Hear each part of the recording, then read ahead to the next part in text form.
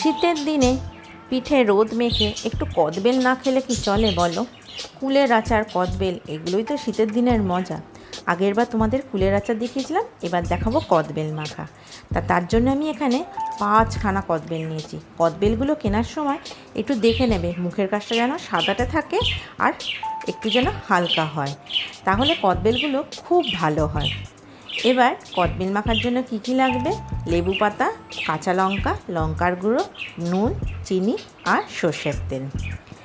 তা আমি প্রথমে কি করলাম, কদবেলগুলোকে এখানে সব ভালো করে একদম বার করে নিয়েছি।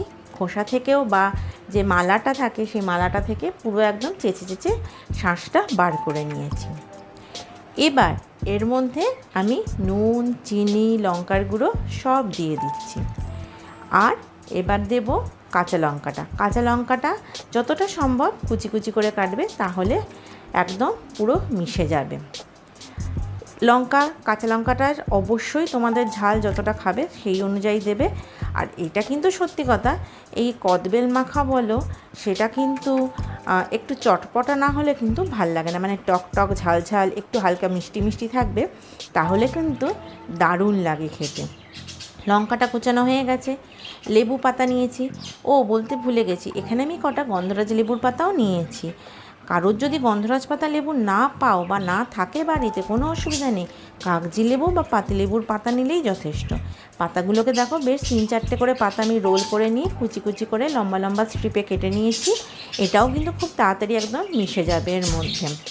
দিয়ে কদবেলের সঙ্গে এই সমস্ত উপকরণগুলো মেখে নিলাম। প্রথমে তেল কিন্তু এখনও দিইনি, এইবার আমি তেল দেব। তেলটা আমি দিলাম, পুরো তেলটা প্রথমেই আমি দিলাম না, কিছুটা রেখে দিলাম। তেল অবশ্যই একটুখানি বেশিই দিতে হবে, কেন কদবেলটা কিন্তু মজবে হচ্ছে এই তেলের মধ্যে, আবার ভেসে যাবে এরকমও নয় কিন্তু। তা তেলটা দিয়ে আমি কদবেলটা মেখে নিলাম, নিয়ে একটুখানি চামচে করে তুলে টেস্ট করে দেখলাম যে কেমন হয়েছে খেতে। সব নুন মিষ্টিটা ঠিক আছে কিনা সেটাও তো দেখতে হবে, ঝালটা। তা দেখলাম সব ঠিক, তেলটা আরেকটু লাগবে, না হলে ভালো মজবে না। এবার আরেকটুখানি তেল দিলাম, দিয়ে এটাকে ভালো করে মেখে নিয়ে চলে গেলাম রোদে। জানলায় প্রচুর আমার রোদ আসে, সেখানে একটা ঝুড়ি চাপা দিয়ে রেখে দিলাম, নাহলে তো মাছি বাবা জীবন তার ওপর উৎপাত শুরু করে দেবে, গন্ধে চলে আসবে। এটাকে ভালো করে রোদ খাওয়াবে, যত রোদ খাওয়াবে তত ভালো হবে। রোদ খাইয়ে এবার ভাত খেয়ে উঠে পিঠে রোদ মেখে চটপাটা